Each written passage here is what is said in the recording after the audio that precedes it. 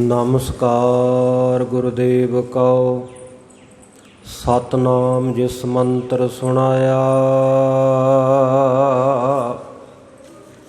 भव जल विचों कढ़ कै मुक्त पदार्थ माहे समाया। बाणी गुरु गुरु है बाणी, विच बाणी अमृत सारे। गुरबाणी कहे सेवक जन मानै, प्रतख गुरु निस्तारे। आस प्यासी पिर कहताई, जो चातृक बूंदे रे। कहो नानक जियाड़ा बलिहारी, देहो दर्श प्रभ मेरे। वाहिगुरु जी का खालसा, वाहिगुरु जी की फतेह।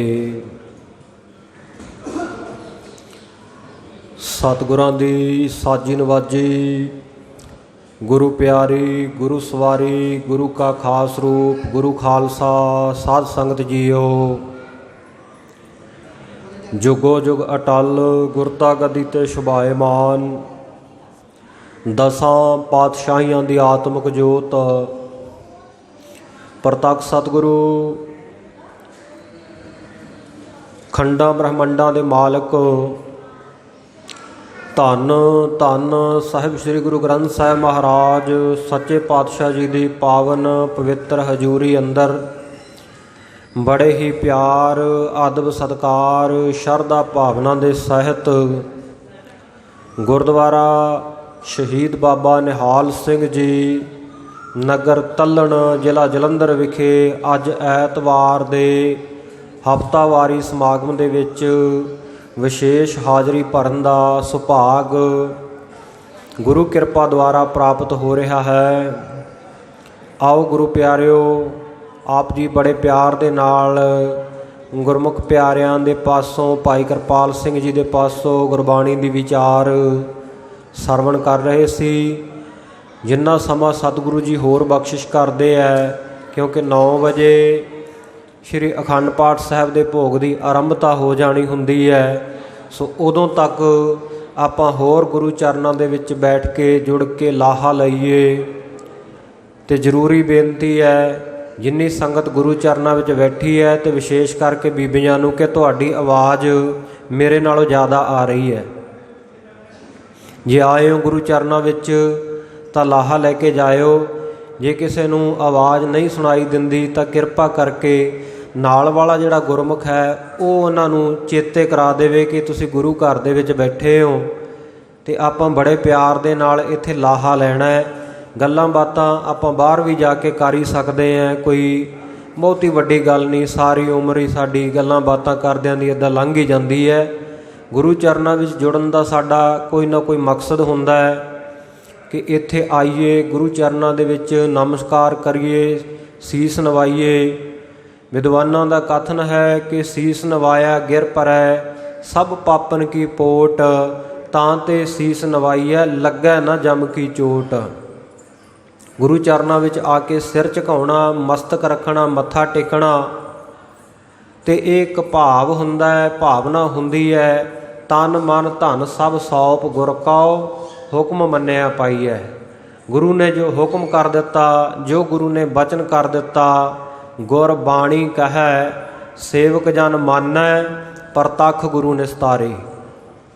गुरु ने बाणी कह दी, बचन कह दिते, तो सेवक जन दा फर्ज है कि उन्होंने सत करके मन लवे। सत बचन साधु उपदेश इस बचन का धारनी होवे। दुनिया दे विच आपां विचरदे हैं,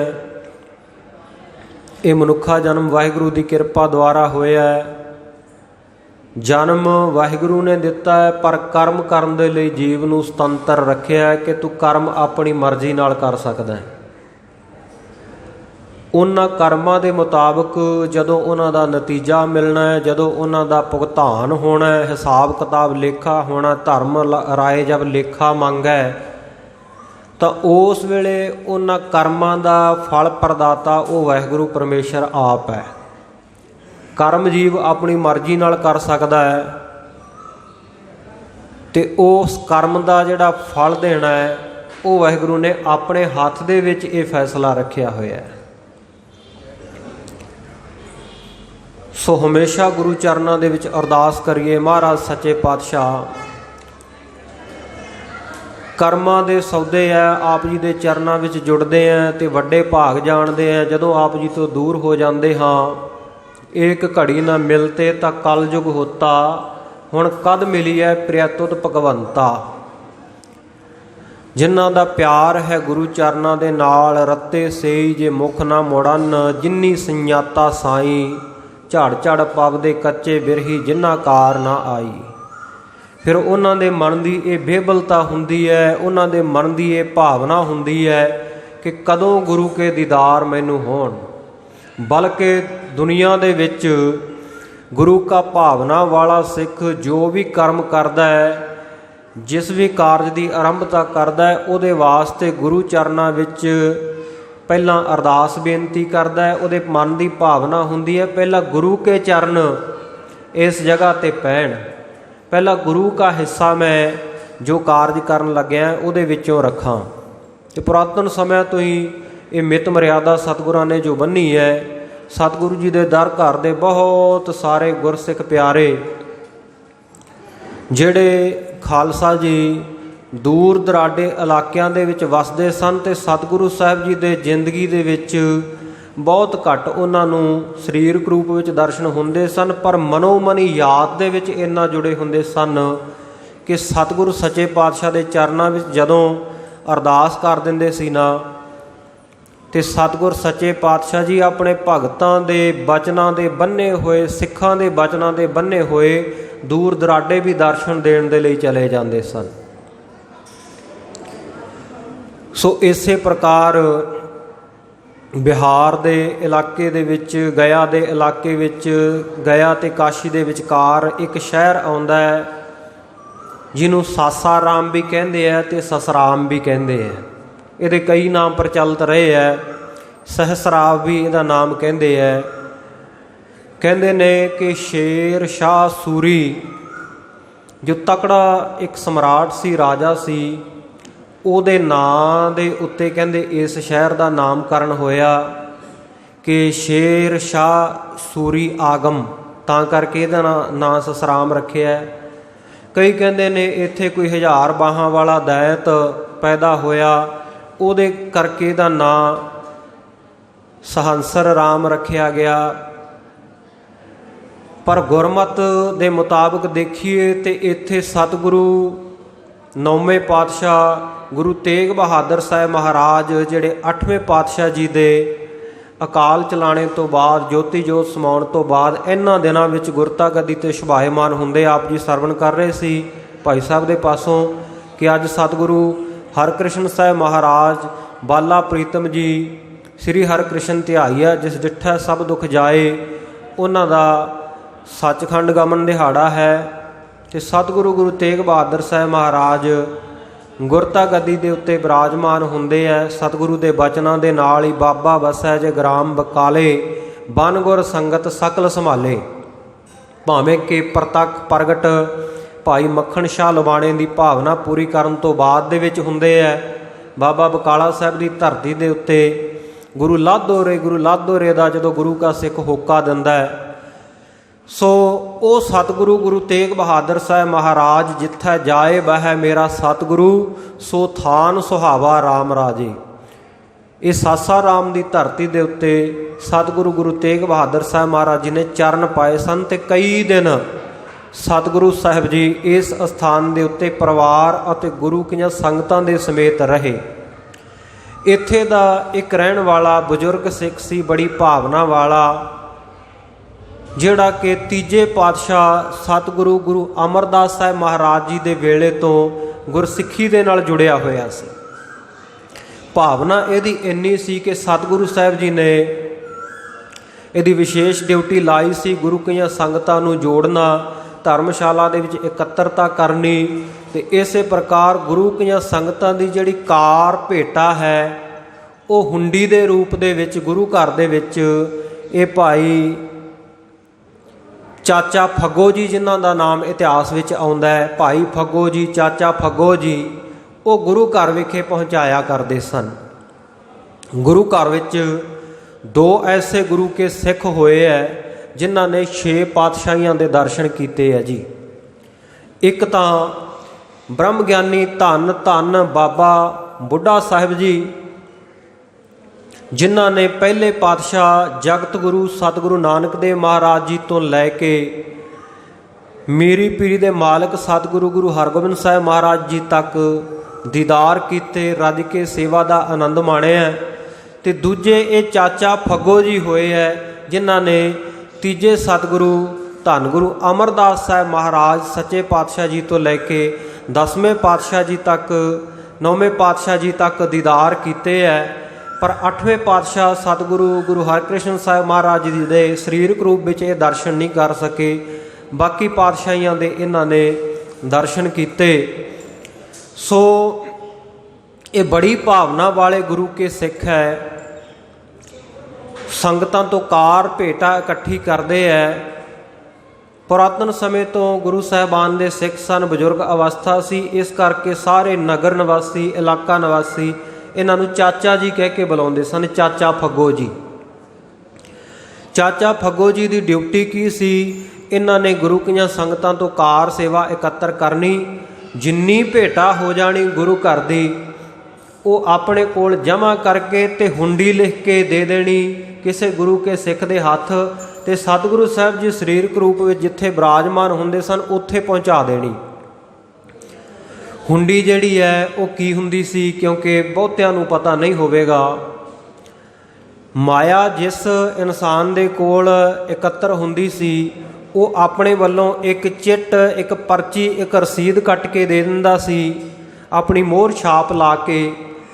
ਤੇ ਉਹ ਜਿਸ ਵੀ ਸ਼ਹਿਰ ਦੇ ਵਿੱਚ ਕਿਸੇ ਨੇ ਉਹ ਮਾਇਆ ਪ੍ਰਾਪਤ ਕਰਨੀ ਹੁੰਦੀ, ਉੱਥੇ ਉਸ ਸ਼ਾਹੂਕਾਰ ਦਾ, ਉਸ ਇਨਸਾਨ ਦਾ ਹੋਰ ਵੀ ਕਾਰ ਵਿਹਾਰ ਹੁੰਦਾ, ਦੁਕਾਨਾਂ ਹੁੰਦੀਆਂ, ਤੇ ਉੱਥੋਂ ਉਹ ਮਨੁੱਖ ਜੀ ਨੂੰ ਹੁੰਡੀ ਮਿਲਦੀ ਸੀ। ਉਹ ਪਰਚੀ ਦਿਖਾ ਕੇ, ਸਲਿੱਪ ਦਿਖਾ ਕੇ, ਰਸੀਦ ਦਿਖਾ ਕੇ ਮਾਇਆ ਲੈ ਲੈਂਦਾ ਸੀ। ਜਿਵੇਂ ਅੱਜ ਕੱਲ੍ਹ ਬੈਂਕਾਂ ਦੇ ਵਿੱਚ ਹੁੰਦਾ ਹੈ, ਚੈੱਕ ਕੱਟ ਕੇ ਦੇ ਦਿੱਤੇ ਜਾਂਦੇ ਆ, ਪਰ ਚੈੱਕਾਂ ਦੇ ਵਿੱਚ ਵੀ ਕਈ ਵਾਰ ਬਹੁਤ ਐਸਾ ਕੋਈ 420 ਹੋ ਜਾਂਦੀ ਹੈ, ਕੋਈ ਉਹਦੇ ਉੱਤੇ ਜ਼ਿਆਦਾ ਮਾਇਆ ਭਰ ਲੈਂਦਾ ਹੈ, ਕੋਈ ਕੁਛ ਹੋ ਜਾਂਦਾ। ਬਹੁਤ ਸਾਰੀਆਂ ਖਬਰਾਂ ਮੀਡੀਆ ਦੇ ਵਿੱਚ ਅਸੀਂ ਤੁਸੀਂ ਸਾਰੇ ਆਪਾਂ ਪੜ੍ਹਦੇ ਸੁਣਦੇ ਹਾਂ। ਪਰ ਜਿਵੇਂ ਇਹਨੂੰ ਇਉਂ ਸਮਝ ਲਓ, ਅੱਜ ਆ ਵੈਸਟਰਨ ਯੂਨੀਅਨ ਹੈ, ਮਨੀ ਟਰਾਂਸਫਰ ਵਗੈਰਾ ਜਿਹੜੀਆਂ ਸੇਵਾਵਾਂ ਚੱਲਦੀਆਂ, ਵਿਦੇਸ਼ਾਂ ਵਿੱਚ ਬੈਠਾ ਸਾਡਾ ਕੋਈ ਰਿਸ਼ਤੇਦਾਰ, ਮਿੱਤਰ, ਸਕਾ ਸੰਬੰਧੀ, ਪਿਆਰ ਭਾਵਨਾ ਵਾਲਾ, ਜਦੋਂ ਉਹਨੇ ਕੋਈ ਮਾਇਆ ਭੇਜਣੀ ਹੁੰਦੀ ਹੈ ਤਾਂ ਉੱਥੇ ਉਹ ਜਮ੍ਹਾਂ ਕਰਵਾ ਦਿੰਦਾ ਹੈ। ਤੇ ਇੱਧਰਲੇ ਪਾਸੇ ਜਿਹਨੂੰ ਭੇਜਣੀ ਹੁੰਦੀ ਹੈ ਉਹਨੂੰ ਕੋਈ 10, 12, 16 ਅੰਕਾਂ ਦਾ ਜੋ ਵੀ ਉਹ ਕੋਈ ਕੋਡ ਲਿਖਿਆ ਹੁੰਦਾ ਹੈ ਉਹ ਲਿਖਾ ਦਿੰਦਾ ਕਿ ਭਾਈ ਤੂੰ ਆ ਜਾ ਕੇ ਦੱਸ ਦੇਵੀਂ, ਤੇ ਉਹ ਤੈਨੂੰ ਵੈਸਟਰਨ ਯੂਨੀਅਨ ਵਾਲੇ ਮਾਇਆ ਦੇ ਦੇਣਗੇ। ਇਸੇ ਤਰ੍ਹਾਂ ਹੁੰਦਾ ਨਾ। ਤੇ ਇਸੇ ਪ੍ਰਕਾਰ ਹੀ ਹੁੰਡੀਆਂ ਹੁੰਦੀਆਂ ਸਨ। ਰਸੀਦ ਕੱਟ ਕੇ ਦੇ ਦੇਣੀ, ਜੋ ਉਹਦੀ ਉੱਥੇ ਅੱਗੇ ਇਕਾਈ ਹੈ, ਬ੍ਰਾਂਚ ਹੈ, ਕੋਈ ਦੁਕਾਨ ਹੈ, ਕੋਈ ਸ਼ਾਹੂਕਾਰ ਹੈ, ਉੱਥੋਂ ਜਾ ਕੇ ਗੁਰੂ ਕੇ ਸਿੱਖ ਨੇ ਲੈ ਲੈਣੀ। ਇਸ ਤਰ੍ਹਾਂ ਇਹ ਭਾਵਨਾ ਦੇ ਨਾਲ ਚਾਚਾ ਫੱਗੋ ਜੀ ਗੁਰੂ ਘਰ ਦੀ ਕਾਰ ਸੇਵਾ ਪਹੁੰਚਾਉਂਦੇ ਸਨ। ਇਹਨਾਂ ਦੀ ਅਵਸਥਾ ਹੋ ਗਈ ਬਹੁਤ ਬਿਰਧ। ਉੱਧਰ ਗੁਰਤਾ ਗੱਦੀ ਦੇ ਉੱਤੇ ਸਤਿਗੁਰੂ ਤੇਗ ਬਹਾਦਰ ਸਾਹਿਬ ਮਹਾਰਾਜ ਬਿਰਾਜਮਾਨ ਹੈ, ਤੇ ਇਹਨਾਂ ਨੇ ਮਨੋ ਮਨੀ ਅਰਦਾਸ ਕੀਤੀ, ਮਹਾਰਾਜ ਸੱਚੇ ਪਾਤਸ਼ਾਹ ਜੀ, ਮੈਂ ਆਪਣਾ ਨਵਾਂ ਘਰ ਬਣਾਉਣ ਲੱਗਿਆ ਤੇ ਆਪ ਜੀ ਕਿਰਪਾ ਕਰੋ। ਸਭ ਤੋਂ ਪਹਿਲਾਂ ਮੇਰੇ ਮਨ ਦੀ ਭਾਵਨਾ ਹੈ ਕਿ ਤੁਹਾਡੇ ਦਰਸ਼ਨ ਕਰਾਂ, ਇਸ ਘਰ ਦੇ ਵਿੱਚ ਬੈਠਿਆਂ ਦੇ ਸੋਹਣੇ ਪਲੰਘੇ ਦੇ ਉੱਤੇ, ਸੋਹਣੀ ਰੇਸ਼ਮੀ ਵਿਛਾਈ ਦੇ ਉੱਤੇ ਆਪ ਜੀ ਆ ਕੇ ਬਿਰਾਜਮਾਨ ਹੋਵੋ ਤੇ ਗੁਰੂ ਕੀਆਂ ਸੰਗਤਾਂ ਨੂੰ ਕਿਰਤਾਰਥ ਕਰੋ। ਇਹ ਭਾਵਨਾ ਮਨ ਵਿੱਚ ਰੱਖੀ, ਘਰ ਬਣਵਾਇਆ, ਤੇ ਘਰ ਵੀ ਇਸ ਪ੍ਰਕਾਰ ਦਾ ਬਣਾਇਆ ਕਿ ਆਪਣੇ ਰਹਿਣ ਦੇ ਲਈ ਛੋਟੇ ਜਿਹੇ ਬੂਹੇ ਵਾਲਾ ਛੋਟਾ ਕਮਰਾ ਚਾਚਾ ਫੱਗੋ ਜੀ ਨੇ ਬਣਵਾ ਲਿਆ, ਤੇ ਸਤਿਗੁਰੂ ਸਾਹਿਬ ਜੀ ਦੇ ਵਾਸਤੇ ਇੱਕ ਵੱਡੇ ਪੌੜ ਵਾਲਾ, ਵੱਡੇ ਦਰਵਾਜ਼ੇ ਵਾਲਾ ਘਰ, ਕਮਰਾ ਤਿਆਰ ਕਰਵਾਇਆ। ਉੱਥੇ ਸਤਿਗੁਰਾਂ ਦਾ ਸੋਹਣਾ ਪ੍ਰਿਅੰਕ ਪਲੰਘਾ ਡਾਹਿਆ, ਸੁੰਦਰ ਉਹਦੇ ਉੱਤੇ ਵਿਛਾਈ ਕੀਤੀ, ਤੇ ਭਾਵਨਾ ਦੇ ਨਾਲ ਗੁਰੂ ਕਾ ਸਿੱਖ ਹਮੇਸ਼ਾ ਸਤਿਗੁਰੂ ਜੀ ਨੂੰ ਚੇਤੇ ਕਰਦਾ ਹੈ कि सतगुरु जी आके दर्शन दीदारे दिओ। इस घर दे विच असीं फेर निवास करांगे, पहलां आप जी दे चरण पैणे चाहीदे है। भावना सी आस प्यासी पिर कै ताई, ज्यों चातरक बूंदेरे, कहो नानक जीआड़ा बलिहारी, देहो दर्श प्रभ मेरे। निता प्रति अरदासां बेनतियां करदा रहिंदा गुरु का सिख भावना वाला चाचा फग्गो जी। महाराज सच्चे पातशाह कदों दर्शन दीदारे होणगे। फिर गुरु की बाणी प्रेरणा करदी है कि जिमें चातरक बंबीहा वो प्यू प्यू की रट लाई रखता है, तो कदे तो उसकी पुकार सुनी जाती है ना, उसकी पुकार सुन के सवंती बूंद वरदी है, तो फिर उहदे तन मन नूं तृप्ति आउंदी है। केसो केसो कूकी है ना सोई है असार, रात दिवस के कूकने कबहू के सुने पुकार। वो सतगुरु भावना पूरी करनगे, कदे तां आउणगे।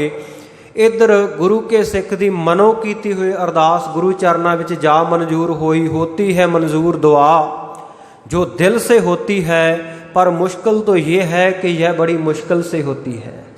तो हिरदे विचों निकली अरदास गुरु दर दे उत्ते होई प्रवान, ते सतगुरु जी समेत परिवार दे माता नानकी जी नाल हन। सतगुरु जी के महल माता गुजरी जी सतगुरु जी दे धर्म पत्नी वो नाल है। बहुत सारिया गुरु की संगतां नूं नाल लैके सतगुरु जी पूर्व देश की यात्रा वाल निकल तुरे जगत जलंदे दा उद्धार करन दे लई। सतगुरु जी वख-वख अस्थानां दे उत्ते हुंदे होए मालवा देश का रटन करते होए, उपरंत सतगुरु जी इधर प्रयाग काशी बनारस वाले एरीए दे विच गया दे एरीए विच इलाके विच जिस वेले गए तो सतगुरु साहब जी उन्हां दिनां दे विच फिर ये चाचा फग्गो जी दे घर पहुँचे है।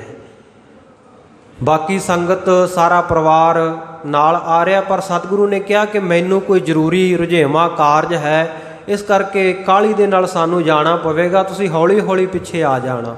सतगुरां ने घोड़ा वाहो दाही दौड़ाया ते सासाराम जां ससराम जिहड़ा शहर है उत्थे जिथे भाई फग्गो जी का चाचा फग्गो जी का निवास सी, समेत घोड़े दे ही जाके सतगुरु जी अंदर दाखिल हो गए घर दे विच।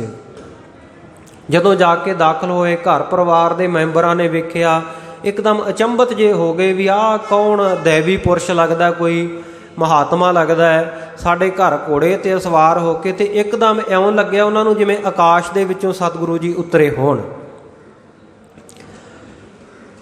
सतगुरां ने आवाज़ दिती, चाचा फग्गो जी असीं आ गए हाँ। सतगुरु ने चाचा शब्द वरत्या, तो इसे करके इतिहास विच भी चूड़ामणी कवि भाई साहब भाई संतोख सिंह जी ते होर लिखारियां ने उन्हां दा नाम चाचा फग्गो करके ही लिखिया। जदों आवाज़ दिती चाचा फग्गो जी एकदम सुनसान जे होके अचरज जे होके खड़े डौर भर होए वेख रहे आ, पता नहीं लग रहा। मन तां कहंदा है कि आनंदपुर साहब वाले सतगुरु गुरु तेग बहादुर साहब महाराज है, जाके इन्हां दे चरनी पै जावां। पर एकदम हैरान जा होया कि सचमुच मेरी भावना पूरी हो गई है, इन्नी दूर तो सतगुरु जी सचमुच मेरे घर आ गए है। सो इन्हां गिणतियां बुणतियां दे विच जिवें पिलर खड़ा हुंदा, थमला खड़ा हुंदा ना, एकदम सुनसान जा होके खड़ा। सतगुरु ने फिर आवाज़ दी, चाचा फग्गो जी याद करते सी असीं आ गए हाँ। मन दे विच एकदम वेग भावना ने उछाला खाधा, नेत्रां विचों नीर वह तुरिया, सारा चेहरा हंझूआं दे नाल भर गया। आके सतगुरु जी दे घोड़ सवार होयां दे रकाबां कोल आके चरण फड़ लए। महाराज सच्चे पातशाह तुसीं किन्ने दयालु कृपालू हो, मैं किन्नी दूर तो बैठे ने अरदास की ते तुसीं मेरे वर्गे गरीब दे वास्ते मेरी भावना पूरी करने वास्ते इन्नी दूरों आ गए हो। सतगुरु जी कहते हाँ भाई सिखा, तैं अरदास करन वेले ख्याल नहीं किया कि मैनू किन्नी दूरों आउणा पैना है, पर तेरे मन की भावना सी मेरी बांधी भगत छडावै, बांधा भगत न छुटै मोहे, एक समय मोको गह बांधा तौफन मोह पै जवाब ना होए। कहते जदों बचनां दे विच प्रेम दीआं डोरियां दे विच गुरु का सिख मैनू बन लवे ना, तो मैनू हर जगह के उत्ते जाना पैंदा है। तो सतगुरु वास्ते जाना तो गुरमुख प्यारो किहड़ी औखी गल है, वो तो पुरख है ना, सर्व जगह व्यापक है, किते भी आ जा सकते हैं। पर प्रतख रूप में सतगुरु जी घोड़ असवार होके इहदे कोल पहुँचे। फिर मन में ख्याल आया कि सतगुरु जी कदों दे आए है, जिहड़ी मेरी मन की भावना सी वो तो पूरी करा। भज के जाके पलंगा डाया, सुंदर रेशमी वस्त्र विछाए है। उस विहड़े दे विच, उस घर दे विच जिथे सतगुरां दा आसन ला के हमेशा उड़ीक करदा सी, बेनती की महाराज सच्चे पातशाह आप जी आके विराजो। सतगुरु जी नूं सत्कार सहित घोड़े तो हेठां उतार के लिया के पलंगे दे उपर विराजमान कर दिता। सतगुरु दे चरनां उत्ते फेर सीस रखिया ते गुरु प्यारिओ हंझूआं दे नाल सतगुरु दे चरण धो दिते। सतगुरां ने हौसला दिता, गुरु के सिखा तेरी भावना नूं फल लग्या, तेरी भावना पूरी हुई है। उस तो बाद हौली हौली सारा परिवार भी सतगुरु साहब जी दा पहुँच गया। इत्थे पिछे पिछे गुरु कियां सिख संगतां भी आ गईयां। गुरु कियां संगतां ने बाहर डेरा कर लिया, परिवार अंदर आ गया। जिस जिस भी गुरु के सिख ने सुन लिया, क्योंकि इकल्ले भाई फग्गो जी नहीं सन चेते करते। ससराम नगर विच गुरु की सिੱਖੀ उस वेले बहुत फैली हुई सी ते सदका सी भाई फग्गो जी का, चाचा फग्गो जी के प्रचार का। वो गुरु की संगतां नूं हमेशा जोड़ते, गुरु की संगतां दी कार भेटा बड़ी ईमानदारी सहित गुरु घर विखे पहुँचाया करते। बहुत सारिया संगतां इकट्ठर हो गईयां ते सतगुरु साहब जी नूं कहण लगे, महाराज असीं बड़ी भावना नाल आ भेटावां आप जी के चरणों में रखियां, कोई सुक्के मेवे लैके आ रहा। महाराज साड़ी भावना सी जदों आओगे, हमेशा चाचा फग्गो जी तो सुनते हुंदे सी कि सतगुरु जी आउणगे, साड़ी भी भावना बन गई। तो कोई गुरमुख प्यारिओ फल फ्रूट, कोई कीमती सुंदर वस्त्र, कोई कुछ सतगुरु के चरणों में सब ने भेटावां रखियां लिया के। फिर सतगुरु साहब जी नूं बाहर वार जो इस नगर के लोगों ने बहुत सारे सुंदर फलदार फुलदार बूटे बाग लाए हुए सी, उत्थे लै गए कि सतगुरु जी नूं चंगा लगेगा, सतगुरु प्रसन्न होणगे। ते गुरमुख प्यारिओ विद्वानां दा, सिख विद्वानां दा ख्याल है कि सासाराम जां ससराम इस शहर का नाम भी तां पिया क्योंकि सहस कहिए हज़ारां ते जिहड़ा आराम करन दे लई बाग बूटे सुंदर रमणीक अस्थान इत्थे गुरु के सिखां ने बनाए सी। हज़ारां आरामगाह होण करके, हज़ारां बाग होण करके इहदा नाम ससराम शहर बनिया, ससराम नगर। सो गुरु के सिखां ने बड़ी भावना नाल उत्थे भी भेटावां अर्पण कीतियां। दोबारा सतगुरु जी शामी इहदे घर आ गए, रात विश्राम किया, दूजा दिन चढ़िया। होर भी इलाके दीयां संगतां बहुत आईयां। सतगुरां ने आख्या कि चाचा फग्गो जी गुरु घर दीयां जो भेटावां आप जी दे कोल हन सो वो सानू दे देवो, गुरु घर की जो कार सेवा है, फिर असीं इत्थों अगां पूर्व देश दे वल चाला मारना है। चाचा फग्गो जी ने आख्या महाराज सच्चे पातशाह जी जो भी भेटा गुरु घर की कार सेवा एकत्र हुंदी सी, मैं आप जी नूं ये ज्ञात ही है, तुहाडे कोलों कुछ लुकिया छिपिया नहीं। सो मैं भेजदा रहा, हुंडी भेजदा रहा, तो आ कुछ थोड़ी जी कार भेटा होर है, ये मैं आप जी के चरणों में अर्पण कर दिंदा हाँ। उन्हें भेटा लिया के रखी, होर संगतां ने भी रखी। सतगुरु जी ने फिर वचन किया, कहंदे चाचा फग्गो जी गुरु घर की जे कोई होर भेटा तुहाडे कोल बाकी रह गई है ना, तो वह भी अर्पण कर दिओ। चाचा फग्गो जी ने दिमाग के उत्ते जोर पाया कि मैं तो सब कुछ सतगुरु जी नूं भेटा कर दिता, जो पाई पाई गुरु घर की कुछ रखिया कोल नहीं। सतगुरु जी इस तरह के वचन क्यों कर रहे हैं? सतगुरु झूठ भी नहीं बोल सकते, तो मेरे कोल गुरु घर की कोई अमानत बाकी नहीं है, ये भी गल सत्य है। जदों इदां होया दिमाग के उत्ते जोर पाया, कहंदा महाराज सब कुछ मैं भेटा कर दिता, मेरे कोल बाकी कुछ होर नहीं। तो सतगुरां आख्या थोड़ा बुद्धि के उत्ते वजन दिओ, दिमाग के उत्ते जोर पाओ, कुछ ना कुछ रह गया होना है। महाराज सच्चे पातशाह मेरी बुद्धि इन्नी काम नहीं करती, आप जी कृपा करके चेते करवा दिओ। जे किसी सिख की भेटा रह गई है तो महाराज आप जी की अमानत है, अमानत विच खयानत करना योग नहीं, आप जी के चरणों में अर्पण कर देवांगा। तो उस वेले सतगुर सच्चे पातशाह कहंदे वेखो किसी भी सिख की कोई भेटा रहिंदी होवे तो एकदम चाचा फग्गो जी नूं चेते आया कि एक गरीब गुरु के सिख के घर मैं गया सी। महाराज हाँ चेते आया, भेटा तो बहुती वड्डी नहीं सी, मैं एक सिख के घर गया जिहड़ा किरती सिख सी, ਕਾਰ ਭੇਟਾ ਲੈਣ ਵਾਸਤੇ ਆਖਿਆ, ਗੁਰੂ ਘਰ ਦੀ ਕਾਰ ਭੇਟਾ ਦਿਓ। ਉਸ ਵੇਲੇ ਸਿੱਖ ਘਰ ਵਿੱਚ ਨਹੀਂ ਸੀ, ਉਹਦੀ ਘਰ ਵਾਲੀ ਸਿੱਖਣੀ ਸੀ। ਮੈਂ ਕਿਹਾ, ਮਾਤਾ ਜੀ, ਬੀਬੀ ਜੀ, ਗੁਰੂ ਘਰ ਦੀ ਭੇਟਾ ਦਿਓ। ਤੇ ਉਹ ਕਹਿਣ ਲੱਗੇ, ਕਿੱਥੋਂ ਦੇ ਦਈਏ ਭੇਟਾ? ਘਰ ਦੇ ਵਿੱਚ ਤਾਂ ਖਾਣ ਪੀਣ ਨੂੰ ਵੀ ਕੁਝ ਨਹੀਂ ਹੈ। ਘਰ ਵਾਲਾ ਸਿੱਖ ਉਹ ਕੰਮਕਾਰ ਕਰਕੇ ਮੈਨੂੰ ਤਾਂ ਕਦੇ ਲਿਆ ਕੇ ਉਹਨੇ ਕੋਈ ਮਾਇਆ ਨਹੀਂ ਫੜਾਈ ਜਿਹੜੀ ਮੈਂ ਤੁਹਾਨੂੰ ਭੇਟਾ ਕਰ ਦੇ। ਮੈਂ ਗੁੱਸੇ ਵਿੱਚ ਬੋਲੀ ਤੇ ਆਖਿਆ, ਬੀਬੀ ਜੀ, ਮੈਂ ਗੁਰੂ ਘਰ ਦੀ ਭੇਟਾ ਲੈਣ ਆਇਆ, ਜੋ ਹਾਜ਼ਰਾ ਉਹੀ ਦੇ ਦਿਓ। ਕਹਿੰਦੇ ਨੇ ਉਹ ਬੀਬੀ ਨੇ ਗੁੱਸੇ ਦੇ ਨਾਲ ਨਾ ਘਰ ਵਿੱਚ ਜਿੱਥੇ ਕੂੜਾ ਹੂੰਝ ਕੇ ਰੱਖਿਆ ਹੋਇਆ ਸੀ ਉਹਦੇ ਵਿੱਚੋਂ ਇੱਕ ਬੁੱਕ ਭਰਿਆ ਤੇ ਚਾਚਾ ਫੱਗੋ ਜੀ ਦੀ ਝੋਲੀ ਵਿੱਚ ਪਾ ਦਿੱਤਾ। ਇਹਨਾਂ ਨੇ 7 ਵਚਨ ਕਹਿ ਕੇ ਝੋਲੀ ਉਹ ਗੱਠ ਬੰਨੀ ਤੇ ਆਪਣੇ ਘਰ ਆ ਗਏ। ਘਰ ਆ ਕੇ ਆਪਣੇ ਵਿਹੜੇ ਦੇ ਵਿੱਚ ਉਹ ਕੂੜਾ ਸੀ ਜਿਹੜਾ ਉਹ ਖਿਲਾਰ ਦਿੱਤਾ ਤੇ ਕੀ ਵੇਖਿਆ ਕਿ ਉਸ ਕੂੜੇ ਦੇ ਵਿੱਚ ਇੱਕ ਮੋਟੀ ਬੇਰ ਦੀ ਗਿਟਕ ਪਈ ਹੈ। ਇਹਨੇ ਗੁਰੂ ਘਰ ਦੀ ਭੇਟਾ ਜਾਣ ਕੇ, ਅਮਾਨਤ ਜਾਣ ਕੇ ਘਰ ਦੇ ਵਿਹੜੇ ਦੇ ਵਿੱਚ ਬੀਜ ਦਿੱਤਾ। ਉਹ ਬੀਜ, ਉਹ ਗਿਟਕ ਬੇਰੀ ਦੀ, ਬੇਰ ਦੀ, ਤੇ ਉਹਦੇ ਤੋਂ ਇੱਕ ਦਰਖਤ ਬੇਰੀ ਦਾ ਉੱਗਿਆ ਜਿਹੜਾ ਕਿ ਗੁਰਮੁਖ ਪਿਆਰੋ ਅੱਜ ਵੀ ਉਹ ਸਸਰਾਮ ਦੀ ਧਰਤੀ ਦੇ ਉੱਤੇ ਚਾਚਾ ਫੱਗੋ ਜੀ ਦੇ ਗੁਰਦੁਆਰੇ ਵਿਸ਼ਾਲ ਦਰਖਤ ਹੈ, 350 ਸਾਲ ਪੁਰਾਣਾ। ਤੇ ਆਖਿਆ, ਮਹਾਰਾਜ, ਉਹ ਜਿਹੜੀ ਭੇਟਾ ਆਈ ਸੀ ਉਹ ਆਪ ਜੀ ਦੀ ਅਮਾਨਤ ਆ ਬੇਰੀ ਖੜੀ ਹੈ, ਆਪ ਜੀ ਇਹ ਆਪਣੇ, ਇਹ ਤੁਹਾਡੇ ਹਵਾਲੇ ਹੈ, ਹੁਣ ਜਿਵੇਂ ਆਪ ਜੀ ਚਾਹੋ ਕਰ ਸਕਦੇ ਹੋ।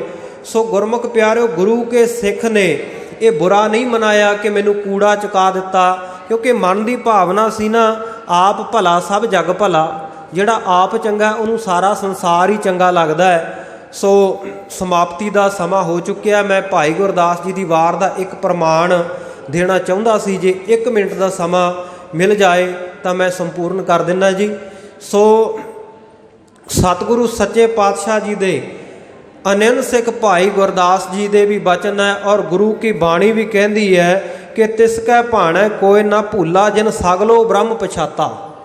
ਜਿਹਨੇ ਸਾਰੇ ਜਗ੍ਹਾ ਬ੍ਰਹਮ ਹੀ ਪਛਾਣ ਲਿਆ ਉਹਦੇ ਭਾਣੇ ਕੋਈ ਭੁੱਲਿਆ ਨਹੀਂ, ਕੋਈ ਗਲਤੀ ਕਰਦਾ ਹੀ ਨਹੀਂ। ਤੇ ਜਿਹੜਾ ਗੁਰਮੁਖ ਪਿਆਰਿਓ ਆਪ ਬੁਰਾ ਉਹਨੂੰ ਕੋਈ ਚੰਗਾ ਦਿਖਦਾ ਹੀ ਨਹੀਂ। ਜਿਵੇਂ ਕ੍ਰਿਸ਼ਨ ਭਗਵਾਨ ਜੀ ਨੇ ਭੇਜੇ ਸਨ ਦੁਰਯੋਧਨ ਤੇ ਧਰਮ ਪੁੱਤਰ ਯੁਧਿਸ਼ਟਰ ਦੋਵਾਂ ਨੂੰ ਕਿ ਜਾਓ, ਜਾ ਕੇ ਦੁਰਯੋਧਨ ਨੂੰ ਆਖਿਆ ਕੋਈ ਚੰਗਾ ਪੁਰਖ ਲੱਭ ਕੇ ਲਿਆਓ ਤੇ ਯੁਧਿਸ਼ਟਰ ਨੂੰ ਆਖਿਆ ਕੋਈ ਮਾੜਾ ਲੱਭ ਕੇ ਲਿਆਓ। ਤੇ ਗੁਰਮੁਖ ਪਿਆਰਿਓ ਜਦੋਂ ਉਹ ਦੋਵੇਂ ਗਏ ਨਗਰ ਦੇ ਵਿੱਚ ਗੇੜਾ ਦੇ ਕੇ ਵਾਪਸ ਆ ਗਏ ਤੇ ਭਾਈ ਗੁਰਦਾਸ ਜੀ ਕਹਿੰਦੇ ਨੇ, ਬੁਰਾ ਨਾ ਕੋਈ ਯੁਧਿਸ਼ਟਰ ਹੈ, ਦੁਰਯੋਧਨ ਕੋ ਭਲਾ ਨਾ ਦੇਖੈ। ਕਹਿੰਦੇ ਯੁਧਿਸ਼ਟਰ ਨੂੰ ਕੋਈ ਮਾੜਾ ਨਹੀਂ ਦਿਖਿਆ ਕਿਉਂਕਿ ਬਿਰਤੀ ਚੰਗੀ ਸੀ, ਧਾਰਮਿਕ ਸੀ, ਤੇ ਦੁਰਯੋਧਨ ਨੂੰ ਕੋਈ ਚੰਗਾ ਨਹੀਂ ਮਿਲਿਆ। ਕਹਿੰਦਾ, ਮਹਾਰਾਜ ਮੈਂ ਹੀ ਚੰਗਾ ਹੈ, ਬਾਕੀ ਤਾਂ ਸਾਰੇ ਮੇਰੇ ਤੋਂ ਮਾੜੇ ਹੀ ਹੈ, ਕੋਈ ਚੰਗਾ ਲੱਭੇ ਹੀ ਨਹੀਂ ਜਿਹਨੂੰ ਤੁਹਾਡੇ ਕੋਲ ਲੈ ਕੇ ਆਵਾਂ। ਸੋ ਇਹ ਮਨ ਦੀ ਭਾਵਨਾ, ਮਨ ਦੀ ਬਿਰਤੀ ਹੁੰਦੀ ਹੈ ਗੁਰਮੁਖੋ, ਵੀ ਜਿਸ ਪ੍ਰਕਾਰ ਦੀ ਸਾਡੇ ਮਨ ਦੀ ਅਵਸਥਾ ਹੈ ਉਸੇ ਤਰ੍ਹਾਂ ਦਾ ਅਸੀਂ ਦੂਜਿਆਂ ਨੂੰ ਵੇਖਦੇ ਹਾਂ। ਆਪ ਚੰਗਿਆਂ ਦਾ ਸਭ ਚੰਗੇ ਦਿਖਦੇ, ਆਪ ਮਾੜਿਆਂ ਦਾ ਸਾਰੇ ਮਾੜੇ। ਚਾਚਾ ਫੱਗੋ ਜੀ ਨੂੰ ਉਹਨਾਂ ਦੀ ਭੇਟਾ ਕੂੜਾ ਦੇਣਾ ਵੀ ਮਾੜਾ ਨਹੀਂ ਲੱਗਿਆ, ਗੁਰੂ ਘਰ ਦੀ ਅਮਾਨਤ ਸਮਝ ਕੇ ਘਰ ਲੈ ਆਏ।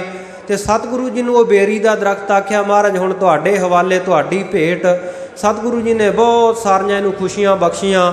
ਫਿਰ ਸਤਿਗੁਰੂ ਜੀ 21 ਦਿਨ ਇਸ ਜਗ੍ਹਾ ਦੇ ਉੱਤੇ ਸਸਰਾਮ ਨਗਰ ਵਿਖੇ ਰਹਿ ਕੇ ਤੇ ਅੱਗੇ ਪੂਰਬ ਦੇਸ਼ ਦੇ ਵੱਲ ਰਾਜਾਂ ਦੀ ਸੁਲਾਹ ਕਰਾਉਣ ਵਾਸਤੇ, ਹੋਰਨਾਂ ਸੰਗਤਾਂ ਨੂੰ ਤਾਰਨ ਵਾਸਤੇ, ਤੀਰਥਾਂ ਨੂੰ ਪਵਿੱਤਰ ਕਰਨ ਵਾਸਤੇ ਚਲੇ ਗਏ। ਕਥਾ ਵਿਚਾਰ ਦੌਰਾਨ ਹੋਈਆਂ ਬੇਅੰਤ ਭੁੱਲਾਂ ਦੀ ਖਿਮਾ ਬਖਸ਼ਿਸ਼ ਕਰਨੀ, ਅੱਗੇ ਵਾਸਤੇ ਸਮੱਤ ਬਖਸ਼ਣੀ।